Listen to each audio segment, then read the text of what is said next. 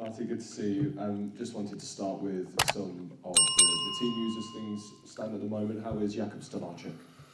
Feeling good. He had a full training week, and obviously we were considering last week how much risk we wanted to take with him, but he has been feeling very good and ready to play.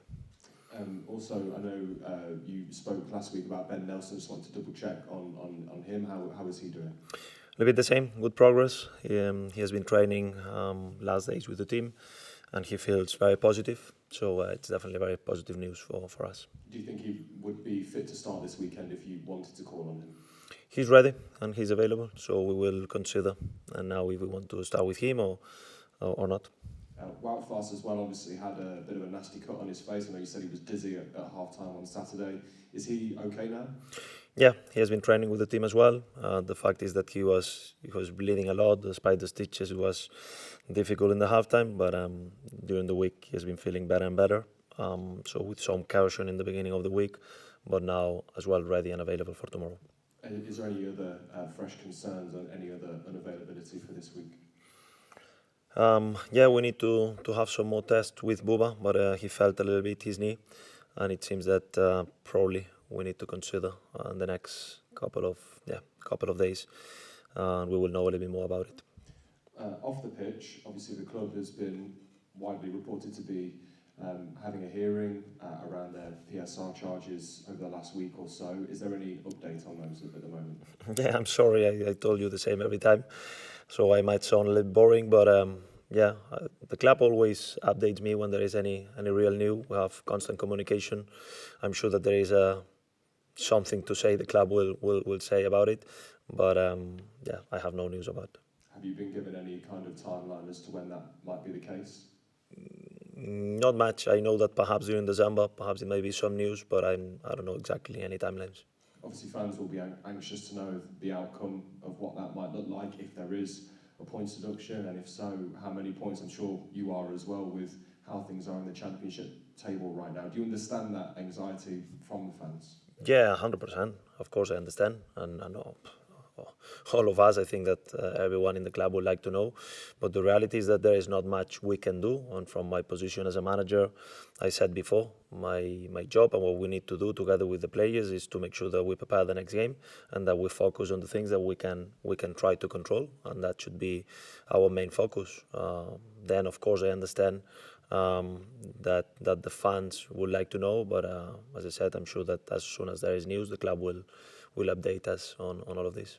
With all of that that's happening off the pitch, and then everything that is happening on it as well, and we spoke to Jordan James yesterday, and he said that the championship table is carnage right now.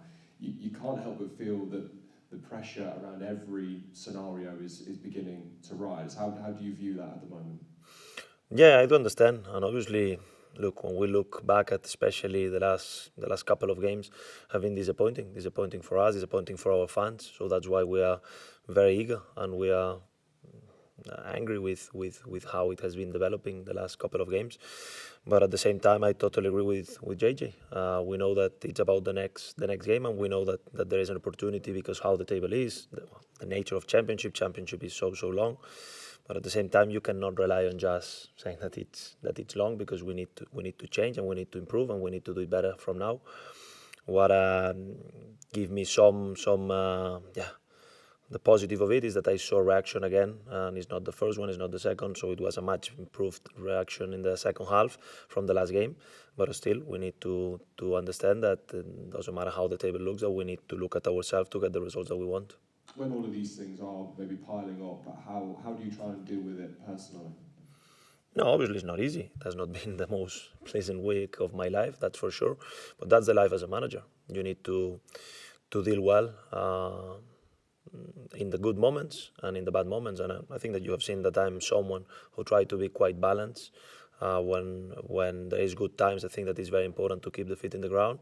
And where there is tough moments, I think that you need to make sure that you keep the positive, the energy, because I understand that a club like this is in a situation that we knew that it will take perhaps some time, and that's where we are. We need to navigate now through this and to make sure that we try to improve the things that we can improve.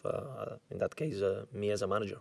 Derby County next up, one of the East Midlands derbies, if you like. What do you know about this particular fixture when it comes to almost the history books, I guess? Yeah, I've been trying to learn about it since I came here, and obviously there is former players, people in the club that has been here for a long time that helps me to understand the background and the history of those matches. Yeah, I guess that is a bit the same than Coventry, the same than Derby, the same than Forest, so different kind of rivalries perhaps. But for me, the most important is that is the next game and is the next opportunity against a team that is doing well. They won 7 of the last 9 games, so they are definitely a good dynamic. It's true that they lost the last game against Borough, but it's a team that has a clear style, and there is no doubt that we need to understand what kind of game we're going to play, because they are playing a team that is direct in the way of playing, that they are a team that is strong on set plays, despite they have been conceding as well some goals lately on those set plays. But I think the kind of game that I can imagine, it's quite clear. From Sheffield United and Southampton and now Derby, you've almost fell into a bit of a pattern of meeting teams when they are, in a good vein of form, really. How do you try and deal with that this weekend to stop, I suppose, what happened in the last 2 games from happening? Yeah, I'm aware that the last 2 first half has been far from our standards, from what we want to build here. It has been disappointing. That's what we share with the players. I think that all of us were aligned on this, and that's why I said that it's important that despite how negative and how bad it felt, that we had the reaction that we had in the second half, which it was not enough, and that's what we need to look at ourselves, why we put why we were in this situation. But I think that we need to be stronger when things doesn't go our way, and it's going to be moments during the game, and the last game is a clear example that sometimes the opposition will feel confident, will have some moment. We need to deal with that. We need to manage to get closer together, to be together in these moments, and then when we have kind of momentum, as we did against Norwich, for instance, as we did in the second half against Sheffield United, try to capitalize as much as we can. What is true is that when you concede 2-3 goals in such a short space of time, then it becomes very difficult. Martí, thank you very much. Best luck this weekend. Thank you. Hello, Martí. It's Phil from ITV Central. We've touched upon some of the going behind so regularly. One of the things that seems to have come out is the defensive goal. I don't think you've kept a clean sheet for at least, was it 12 games maybe now? Is that where the real issue lies for you? I think that I'm a manager that I always try to understand the game, not only on just the defensive power, the attacking power as a whole. I think the better we attack, the better we're going to defend. The better we defend, the better we're going to attack. And that's for sure one part that we are aware that we are conceding more than what we would like. Said that, is not that our record, when you look at the table, when you look at other teams, is a disaster, because it's not that we are conceding an incredible amount of goals, but definitely in the last games, when you concede 6 goals, I think in the last 5 games we conceded a big amount of goals on set plays as well. There is no doubt that it's one of the areas that we want to improve. But I will be one that I will be telling you the same. My nature, my way of being as a manager is that there is always ways to improve. Doesn't matter if you win 5 games in a row, it's going to be always a way to improve. Doesn't matter if you had a fantastic season, it's going to be always things that you can improve. Because in football, the perfect game doesn't exist. When you hear fans booing at half-time because you're 3 down, are you worried about the effect more on you or the effect on the players?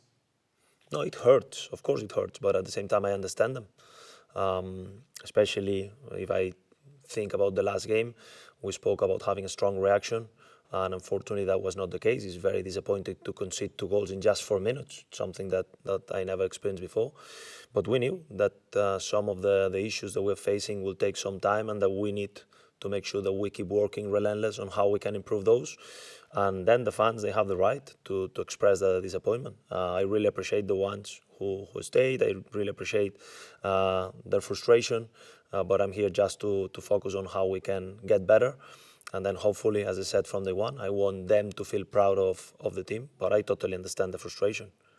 We talked about the possible points deduction, Premier League discussions going on. Is that something that's weighing on players' minds?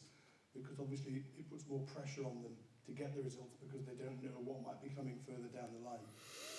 Yeah, I said that obviously it's not the perfect situation, but at the same time I think that everybody in the building is very focused on try to work on on what we can affect, on what is our jobs, and in that part we don't have much to do or much to say, right? So our focus is to prepare the next game and try to win the next one, which is what we were looking for. What happens around, we cannot control it.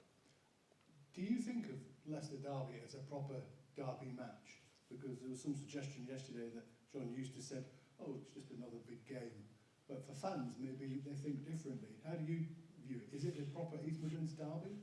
Yeah, I guess that there is going to be a kind of split opinions on that. I think that for me, all the games as a Leicester manager are important.